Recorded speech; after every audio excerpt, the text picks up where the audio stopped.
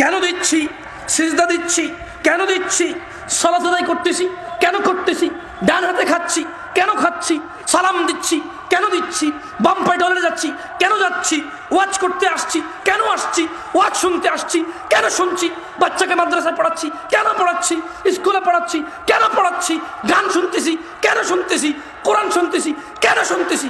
আসেন না একটু জেনে শুনে করি, আসেন না। তিনি তো একটাও বাদ দেয় নাই যা জাহান্নামে নিয়ে যাবে, সব নিষেধ করছে। তিনি তো একটাও বাদ দেয় নাই যা জান্নাতে নিয়ে যাবে, সব আদেশ করছে।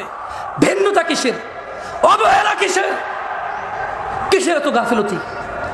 মা গাররাকা বিরাব্বিক, কিসে এত দয়াময় আল্লাহ থেকে আমাদেরকে দূরে রাখছে, কিসে, কি পাইছি আমরা? মা গাররাকা বিরাব্বিকাল কারীম, এত দয়ালু আল্লাহ থেকে কিসে আমাদেরকে দূরে রাখছে? আল্লাহ আমাদেরকে বোঝার তৌফিক দান করুন।